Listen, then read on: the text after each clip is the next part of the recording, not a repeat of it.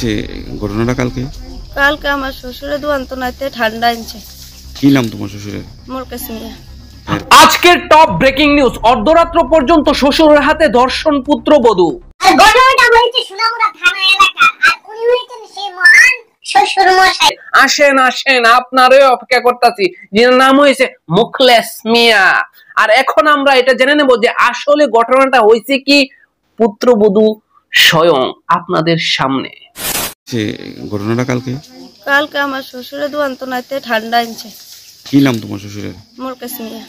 তারপর ঠান্ডাটা খাওয়ার পরে আমার ঘুম ধরে মাথার ঘুরে আমি তাড়াতাড়ি ভাত দিয়েছি। আমি যে বিছনা করছি, আবার খাওয়ানোর পরে আমি যে ঘরে থাই এই ঘর দরজা নাই পদ্মা ভালাই না।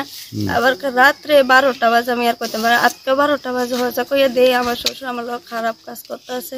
আমি এটা বিচার চাই।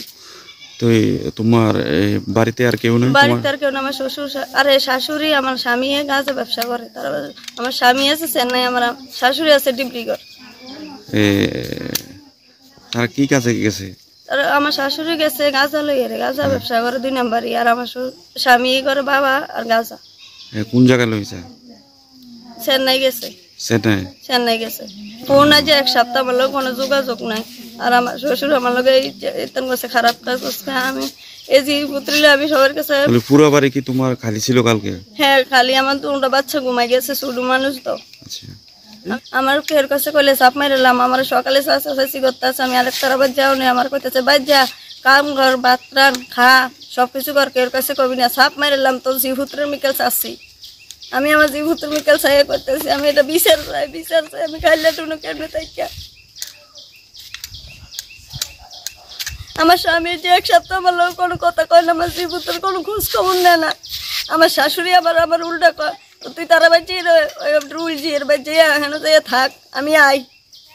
তাহলে আপনার স্বামী তো গাঁজা ব্যবসা করে? গাঁজা করে, বাবা করে।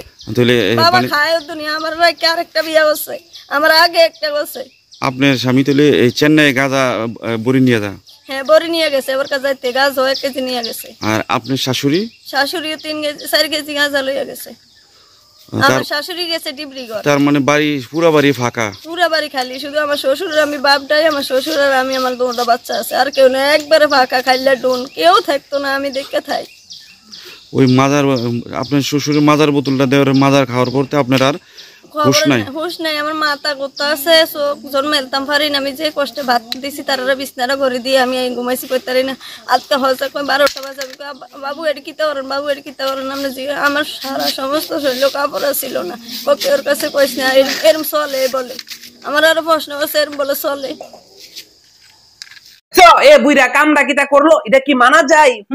কি প্ল্যান করছে? নিম্বু পানির লগে আরে কিটা কই মাজার লগে নেশা জাতীয় দ্রব্য মিলাইছে, তারপরে খাওয়াইছে। রাত্রে বেলা গিয়ে সিরা যখন ঘুমাইছে মাথা ঘুরাইয়া তখন গেছে, তাই নে কাম সারত। ঠিক আছে না? ছোট ছোট 2টা নাতি আছে, ইদিরও তুই দেখছ না রে? উনার বউ গেছে গা ব্যবসা করতো আসাম, উনার সন্তানও গেছে গা ব্যবসা করতো চেন্নাই, আর উনি বাড়িত লড়া আর ঘুরে। কেমন মানুষ ছি!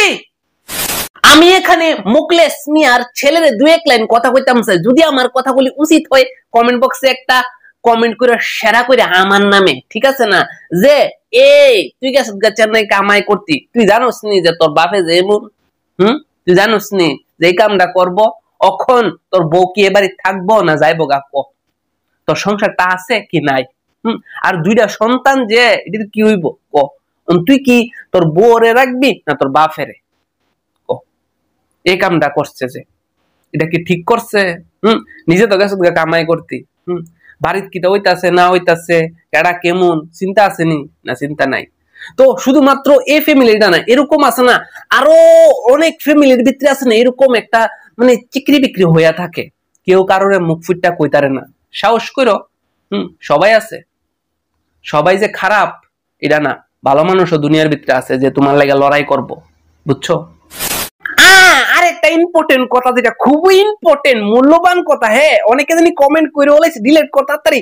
কোন ধর্ম নিয়ে সেটা এখানে কথা কইতে আয়ো না, ঠিক আছে না? ধর্ম নিয়ে কইছে বললে ডিলিট করে লাও, ডিলিট করে ভাই প্লিজ, এটা কইরো না, ঠিক আছে না? যে অপরাধ করে তার শাস্তি হোক, এটা সবাই চা, ঠিক আছে না? তো এটার মধ্যে সেটা ধর্ম উল্লেখ করো না ভাই, সবাই নিয়ে টান দিও না।